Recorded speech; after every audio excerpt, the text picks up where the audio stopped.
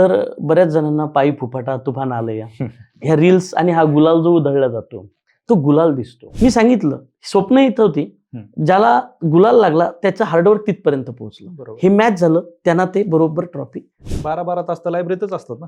नुसतं अभ्यासिकेत बसणं म्हणजे अभ्यास नसतो, हे पण खूप महत्वाचं आहे. की बाबा तुझं काय चुकतं, तू याचा आजही काय अनालिसिस करत नाही. पोस्ट कार्ड लिहिणी वगैरे, कारण मी थोडासा थेट बोलत असतो. तो सोपे प्रश्न ज्यांचे चुकलात तो जगाच्या पाठीमागे पडला. की नुसता अभ्यास करणं म्हणजे MPSC नाही.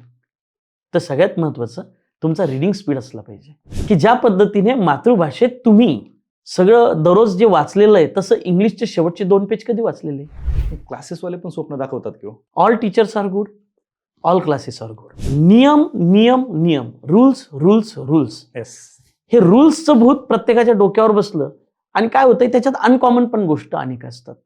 ही इंग्लिशची एवढी भीती का बसलेली असते मनामध्ये? म्हणजे त्याला नाव दिलं लर्न कॉन्सेप्ट नॉट रूल्स. आधी पूर्वपरीक्षा तर पास हो, पास मग हो. ते मराठी इंग्लिश बघ. Very good. तुमचं काय मत? मराठी आणि इंग्लिश जे सरळ सेवेचे 75% भाग आहे. नोकरी नसताना हे समाजसेवक होतात आणि नोकरी लागल्यानंतर स्वार्थी होतात. कारण तुम्ही ऑनलाईन आलाच नाहीत लवकर. म्हणजे क्लासच्या कितीही ऍडव्हर्टाइजमेंट येत असेल तर स्वतःला पहिलं ओळखायचं की मला या गोष्टीची गरज आहे का. अगदी बरोबर. जर माझा वेळ वाचत असेल तर तुम्ही तुमचा निर्णय घ्या.